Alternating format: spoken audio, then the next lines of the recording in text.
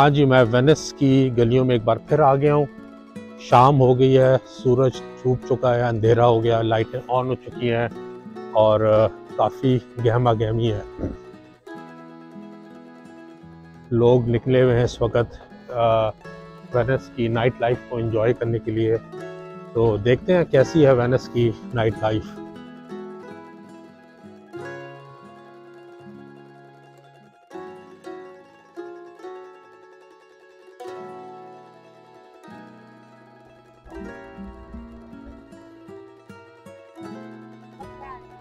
Public water buses चल रही हैं अभी तक।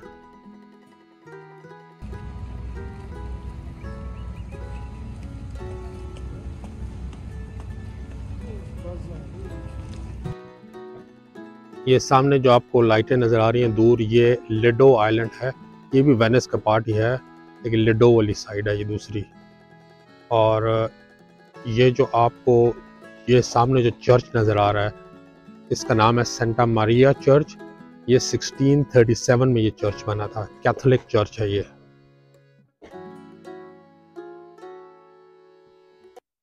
ये सामने आपको वाटर टैक्सी नज़र आ रही है। जैसे नॉर्मल टैक्सीज होती है ना, तो ये वाटर पे ये वाली टैक्सीज चलती हैं।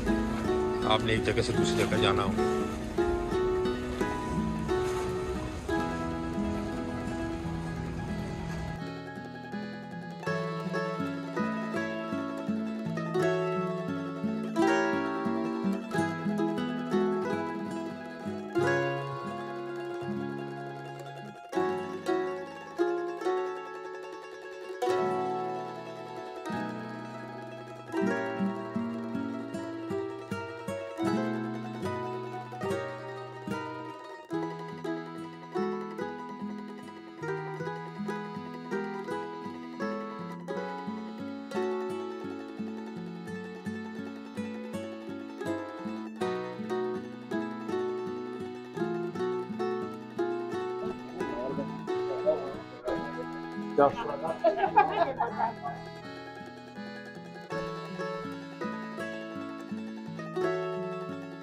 अच्छा, यहाँ पे ये फेस मास्क है ना, ये बहुत मशहूर है।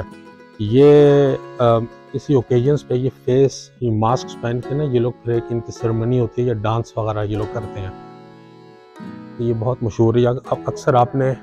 अक्सर आपने मूवीज़ में देखा होगा। इस तरह पुरानी जो एंशियंट मूवीज़, रोमन मूवीज़ अगर आप देखें तो लोगों ने ऐसे फेस मास्क पहने हुए होते हैं। ये अंदर की सॉवेनियर की शॉप है, इस पर चलते हैं क्या है यहाँ पे।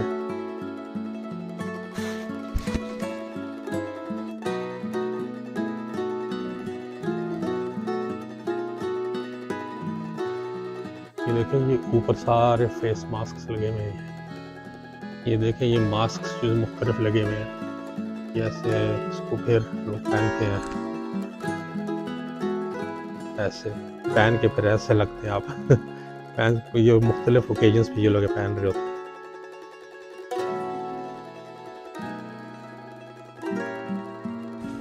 इस वक्त सारी गलियां सुनसान हुई हुई हैं। बहुत ही खूबसूरत ही ग्लास के इन्होंने डिज़ाइन बनाए हुए हैं। क्या बात है।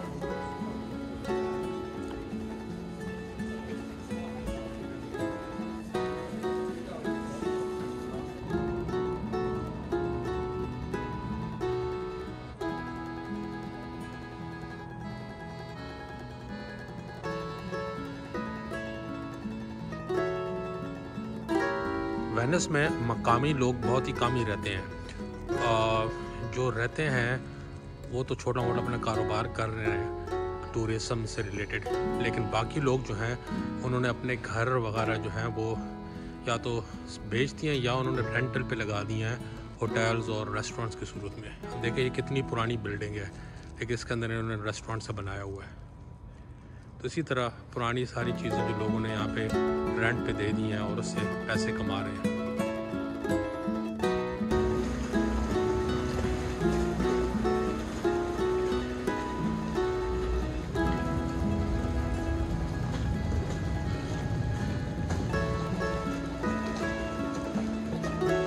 चले थोड़ा सा यहाँ और गलियों में घूमते देखते हैं क्या है यहाँ पे।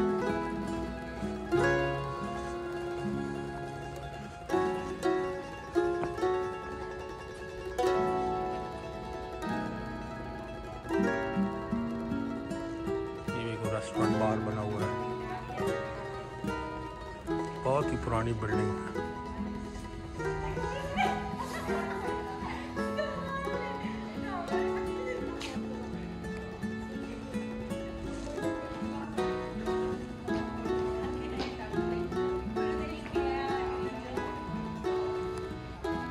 अच्छा, मैंने अभी दोबारा वो रियाल्टो पियर की तरफ जाना है, वहाँ से मेरी वापसी होगी। तो कौन सी गलियाँ, बंदा गलियों में घूम जाता है। एक ये गली है, एक ये गली है, एक ये गली है, एक चौराहा बना हुआ है, ये ऊपर लिखा हुआ पियर रियाल्टो, यहाँ पर चलना है। देखिए ये भी तंग गलियाँ, पुराने मोहल्ले हैं यहाँ पे, सब में दुकानें और रेस्टोरेंट्स और बार्स बने हुए हैं। यही कारोबार है वेनिस में और ये बहुत खूब चलता है।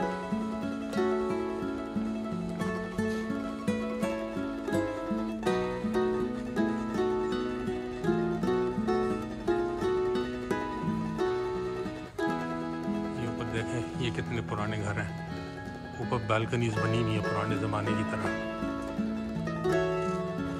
खिड़कियाँ के दरवाजे भी लकड़ी की उसी तरह बने हुए हैं।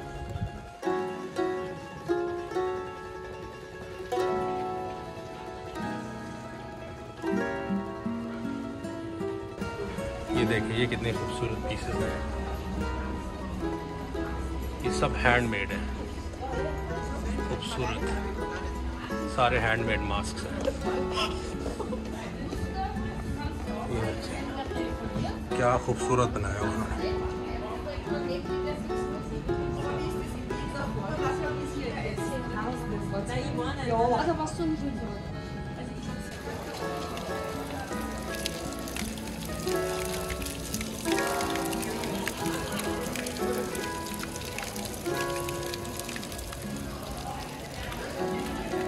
वेनिस के गलियों में से गुजरते हुए मुझे ये एक छोटा सा स्क्वायर नज़र आया है, और इस स्क्वायर में ये सामने एक चर्च बना हुआ है।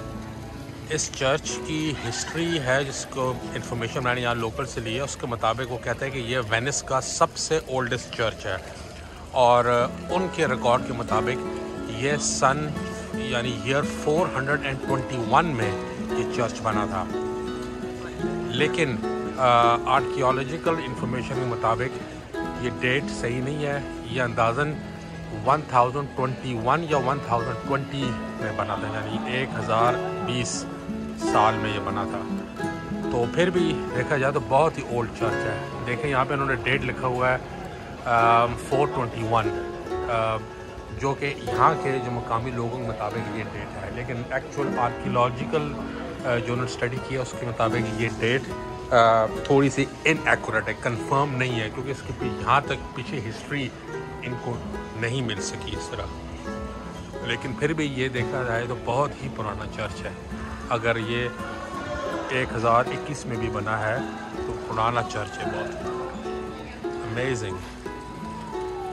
चलें जी, अब वेनिस की गलियों को गुड बाय करते हैं और वापस अपनी सवारी कश्ती पकड़ते हैं और ट्रेन स्टेशन की तरफ चलते हैं।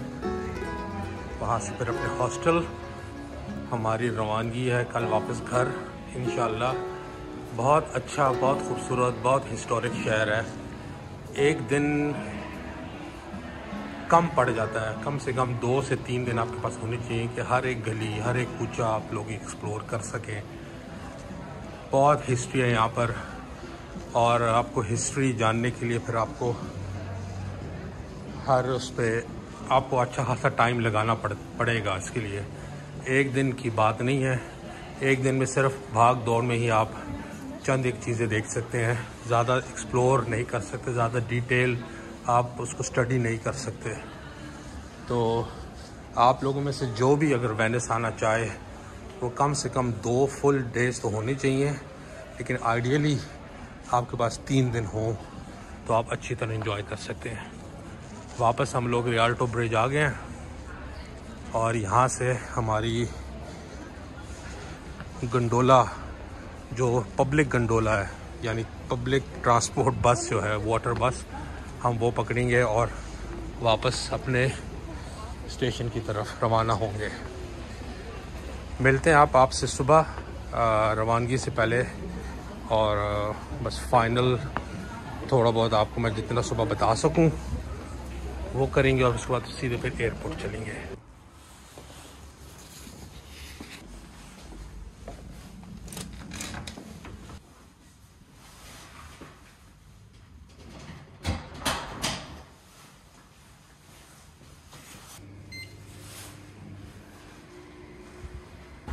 अस्सलाम वालेकुम and good morning from Venice. मैंने आज हमारी वापसी है और मैंने अपना हॉस्टल से चेकआउट कर लिया है। अभी बस हम जा रहे हैं अपना अपनी नाश्ता वगैरह करने के लिए, और फिर उसके बाद हम लोग अपनी बस पकड़ के ट्रेन स्टेशन जाएंगे। तो ओवरऑल बहुत अच्छा स्टे रहा। ये मैं आपको हॉस्टल का थोड़ा सा ओवरव्यू दे दूँ। ये सामने हमारा हॉस्टल है और ये इस हॉस्टल की बिल्डिंग है। हॉस्टल का नाम है AOHostels.com या ANO हॉस्टल्स अगर आप कह दें। ये इसके सराउंडिंग्स हैं। ये सराउंडिंग में एक और हॉस्टल है CX वगैरह, और ये सामने मेन रोड है। इस तरफ हम अब जा रहे हैं अभी टूवर्ड्स ट्रेन स्टेशन की तरफ। तो ओवरऑल एक्सपीरियंस बहुत अच्छा रहा। सुबह फ्रेश अप हुए हैं, नहाया धोया, आपने सब पैकअप करके चेकआउट कर लिया है। तो बस अभी इसी तरफ हम जाएंगे। हाँ जी, नाश्ता ये हमारा आ गया है। लाइट से नाश्ता, कॉफ़ी हमने मंगवाई है और साथ में हनी क्रॉइसेंट है। उसके बाद बस पर हम लोग चलेंगे। तो बाकी इतनी ऑप्शन भी थी यहाँ पे। हाँ जी, तो मैंने यहाँ से टिकट के ऑफिस से अपने एयरपोर्ट की बस का टिकट ले लिया है। यहाँ पर हमारी बस आएगी, जो इनकी लोकल बस सर्विस है, जो पब्लिक ट्रांसपोर्ट ATVO है, ये इनकी गवर्नमेंट ट्रांसपोर्ट सर्विस। बाकी कुछ प्राइवेट भी चल रही है। तो ATVO का हमने टिकट लिया है। ये हमें टिकट मिल गया है 12 यूरो का। ये अब एयरपोर्ट में पहुँचाएगी तकरीबन 30-35 मिनट्स में। और चलते हैं, इस बस पे है या नेक्स्ट बस जब हम चेक करते हैं। ओके,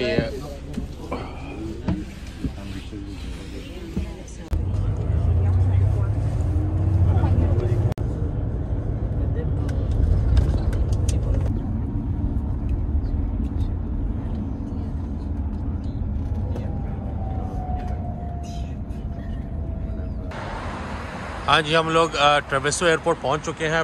बिल्कुल एग्जैक्ट 10:40 पे बस ने हमें पहुंचाया है। एग्जैक्ट टाइम पे, यही टाइम टेबल पे लिखा हुआ था। बहुत कंफर्टेबल जर्नी था। एयरपोर्ट पहुंच गए हम। बस अब थोड़ी देर बाद हम अंदर चेक इन के लिए चले जाएंगे। अभी भी हमारे पास तकरीबन 2 घंटे हैं। 10:40, 11:40, 12:40, बल्कि 3 घंटे हमारे पास हैं। लेकिन 12 बजे गेट चूँकि बंद हो जाएगा, इसलिए हमने पहले चले जाना है। तो हम थोड़ी देर बाद अंदर जाते हैं और फिर अंदर चेक इन करेंगे। हाँ जी, मैंने चेक इन कर लिया है। अंदर डिपार्चर लाउंज में आ चुका हूँ। बहुत ही छोटा एयरपोर्ट है, काफ़ी ज़्यादा रश है। अगर मैं आपको ये बताऊँ, ये आप देख रहे हैं, रश काफ़ी है। उस साइड से शुरू होता है एयरपोर्ट और यहाँ जाके ख़त्म हो जाता है। और ये इतने ज़्यादा लोग बैठे हुए हैं। बैठने की कोई जगह नहीं है, कोई ऐसी रिलैक्स करने की कोई ऐसी जगह नहीं है। तो चलें कहीं कोना ढूंढते हैं, वहाँ पे बैठते हैं। हमारे तकरीबन घंटे एक बाद हमारी फ़्लाइट की बोर्डिंग स्टार्ट हो जाएगी। जी, मेरा इस तरह वेनिस इटली का मेरा शॉर्ट ट्रिप ख़त्म होने को जा रहा है। अभी मैं एयरपोर्ट पे हूँ। थोड़ी देर पहले मैंने चेक इन किया। एयरपोर्ट लाउंज के अंदर आ गया हूँ। डिपार्चर कोई ऐसी यहाँ पे बैठने की जगह नहीं है, बहुत छोटा सा एयरपोर्ट है। तो मैं यहीं ज़मीन पे बैठा हूँ। ओवरऑल ट्रिप बहुत अच्छा था। मैंने सैटरडे को शाम को बर्मिंघम से मैंने फ़्लाइट ली थी। रात को मैं अपने हॉस्टल पहुँच गया और अगले दिन संडे का मेरे पास पूरा दिन था। मैंने वेनिस जितना मुझसे हो सका मैंने एक्सप्लोर किया, और फिर मंडे को मैंने चेकआउट किया और मेस्tre से मैंने बस ली यहाँ पे ट्रेवेसो एयरपोर्ट की। तो ओवरऑल अच्छा एक्सपीरियंस था, बहुत शॉर्ट और क्विक था। विजिटर्स के लिए ये कि कम से कम आपके पास 2 तो फुल डेज़ होनी चाहिए, लेकिन रिकमेंडेड है कि अगर आप 3 दिन के लिए आएँ तो इसको अच्छी तरह एक्सप्लोर कर सकते हैं। बहुत ही हिस्टोरिक जगह है, बहुत ही खूबसूरत जगह है। आप हर चीज़ को आराम से एक्सप्लोर कर सकते हैं। मेरा ये शॉर्ट ट्रिप था, इसलिए मैं सारा कुछ एक्सप्लोर नहीं कर सका। तो मुझसे जितना हो सका मैंने देखा और इन्जॉय मैंने किया जितना मुझसे हो सका, और मैंने कोशिश की कि आपके साथ में मैं शेयर कर सकूँ। ये मेरा पहला ऐसा कोई ट्रैवल वीलॉग है, तो इसमें ज़रूर कोई ना कोई इसमें मिस्टेक्स लाजमी होगी इसमें। तो आप लोगों की फीडबैक मेरे लिए बड़ी प्रोडक्टिव होगी। इससे मैं इम्प्रूव करूँगा आहिस्ता आहिस्ता। ये मेरा बिल्कुल फर्स्ट टाइम एक्सपीरियंस था। तो इसमें मेरी स्टोरी के sequence, content, quality, audio, visual effects शायद इतने हाई स्टैंडर्ड के ना हो, बिल्कुल एवरेज या बिलो एवरेज के हों, लेकिन आप लोगों की फीडबैक मेरे लिए बहुत हेल्पफुल होगी। ओवरऑल जैसे मैंने कहा, बहुत अच्छा एक्सपीरियंस था। फ़्लाइट मैंने ये रायन एयर से ली थी, मुझे इसका सस्ता टिकट मिला था। टिकट मुझे रिटर्न कॉस्ट किया था 28 पाउंड्स का। सिर्फ एक हैंड बैगेज जो मैं साथ में कैरी कर सकता हूँ, उसके साथ मुझे ये 28 पाउंड का मिला था। इसके अलावा मैंने जो हॉस्टल बुक किया था वो मुझे तकरीबन 22 यूरोस का मुझे हॉस्टल मिला था। और इसी तरह मुझे फिर मैंने जो वेनिस डे पास लिया था वो 25 यूरो का मिला था। और इसके अलावा वैसे बाकी जो सोवेनियर जो खाना पीना लिया तो कोई 25-30 यूरो उसमें लग गए थे। मैं डिटेल में इसमें आप को इसी वेबसाइट सॉरी इसी यूट्यूब की डिस्क्रिप्शन में मैं डिटेल ब्रेक डाउन में सारा दे दूंगा कि कितनी मुझे कॉस्ट आई। तो इस ट्रिप को बस यहाँ ख़त्म करते हैं। टाइम हो गया अभी यहाँ पे इटली में 12:10 और 12:20 या 35 में कह रहे हैं कि गेट क्लोज हो जाएगा और बोर्डिंग स्टार्ट हो जाएगी। तो अभी चलते हैं हम बोर्डिंग गेट की तरफ। उम्मीद है आप लोगों को ये छोटा सा कंटेंट पसंद आया होगा। आपको मतलब आपके कमेंट्स जो होंगे वो मेरे लिए बहुत हेल्पफुल होंगे, ताकि मैं इसको आगे भी इम्प्रूव कर सकूँ। तो बहुत शुक्रिया आपको मेरे साथ रहने का। और नेक्स्ट टाइम कोई ऐसा कोई ट्रिप बना, जो भी ऐसा कोई मैं शॉर्ट ट्रिप बनाऊंगा तो आपके साथ ज़रूर मैं शेयर करूँगा। तो तब तक के लिए अपने और अपने दोस्तों का, अपने रिश्तेदारों का ख्याल रखिएगा। तब तक के लिए खुदा हाफिज़।